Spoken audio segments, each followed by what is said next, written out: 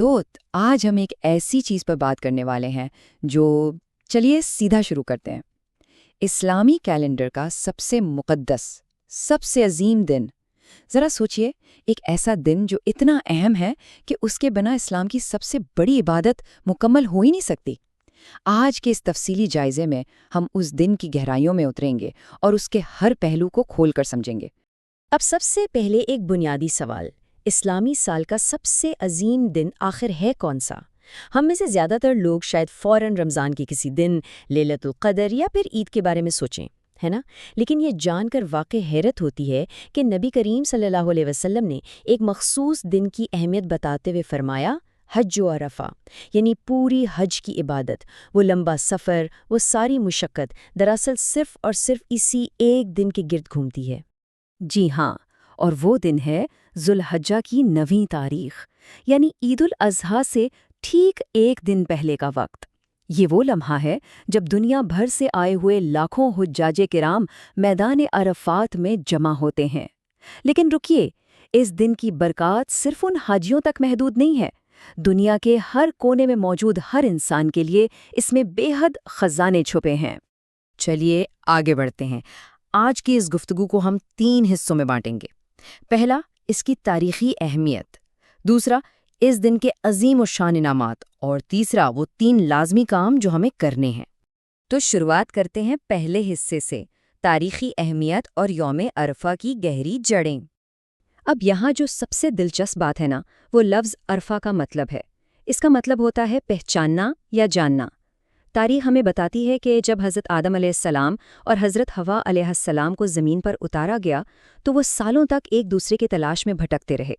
پھر بالآخر اسی دن اور بالکل اسی میدان عرفات میں ان کی دوبارہ ملاقات ہوئی اور انہوں نے ایک دوسرے کو پہچانا۔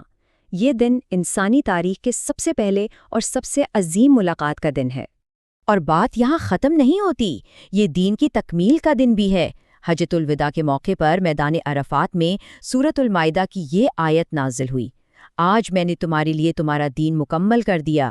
یہ واقعہ اتنا تاریخی اور اثر انگیز ہے کہ روایات کے مطابق ایک یہودی شخص نے حضرت عمر رضی اللہ عنہ سے کہا تھا کہ اگر یہ آیت ان لوگوں پر نازل ہوتی تو وہ اس دن کو باقاعدہ عید کا تہوار بنا لیتے۔ ذرا سوچئے اس کی اہمیت۔ خیر، اب آتے ہیں دوسرے حصے کی طرف، عظیم الشان انعامات اور بے مثال ربانی برکات۔ یوم عرفہ پر تو جیسے اللہ کی رحمت کا ایک بے کراں سمندر بہتا ہے۔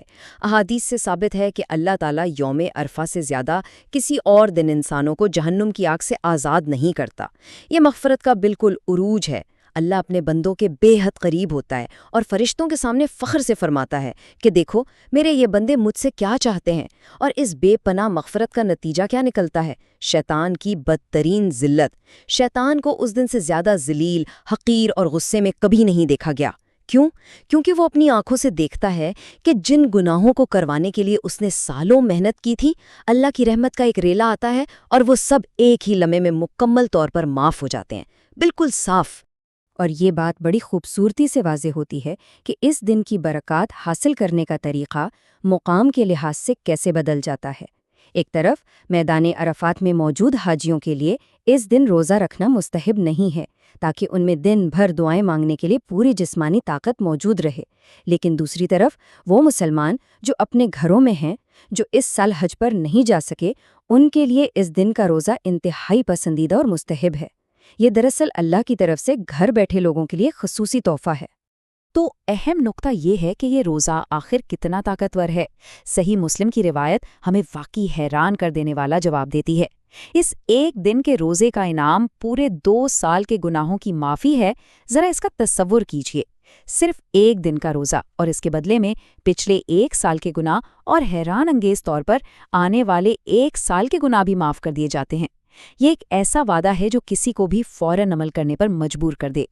چلیے اب بڑھتے ہیں تیسرے اور آخری حصے پر، 3 لازمی کام، یعنی یوم عرفہ کا مکمل ایکشن پلان۔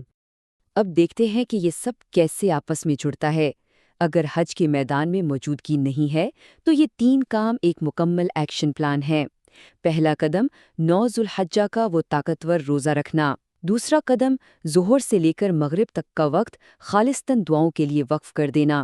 دن کے اس حصے میں تنہائی اختیار کرنا اور روزے کی حالت میں اللہ کے سامنے اپنی ہر جائز حاجت رکھنا، یہ وہ خاموش اور قیمتی گھنٹے ہیں جن میں اللہ تعالیٰ ناممکن کو بھی ممکن کر دیتا ہے۔ اور تیسرا قدم ایک خاص ذکر کی کثرت کرنا۔ یہاں وہ طاقتور ترین دعا موجود ہے جسے نبی کریم صلی اللہ علیہ وآلہ وسلم اور ان سے پہلے کے تمام انبیاء نے یوم عرفہ پر سب سے زیادہ پڑھا۔ یہ الفاظ رب کی توحید اور اس کی طاقت کا سب سے بڑا اقرار ہیں۔ میری گزارش ہے کہ یہاں اس جائزے کو کچھ دیر کے لیے روک لیں، اس دعا کو پڑھیں، اسے یاد کریں اور یوم عرفہ کے دن اس کا زیادہ سے زیادہ ورد کریں۔ ہماری اس آج کی گفتگو کے اختتام پر ذرا اس دلچسپ اور جدید استعارے پر غور کیجیے، ایک روحانی لوٹ سیل۔ جس طرح مارکیٹ میں کسی بڑی سیل کے موقع پر لوگ بہترین چیزیں حاصل کرنے کے لیے ٹوٹ پڑتے ہیں نا، بالکل ویسے ہی یوم عرفہ اللہ کی رحمتوں، بخششوں اور کرم کی ایک ایسی ہی بے مثال اور محدود وقت کی سیل ہے۔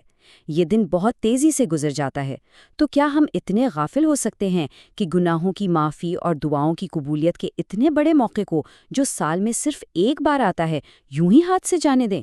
یقیناً نہیں۔ اس سوال پر ضرور غور کیجیے گا اور اس عظیم دن کا بھرپور فائدہ اٹھانے کی تیاری کیجیے گا۔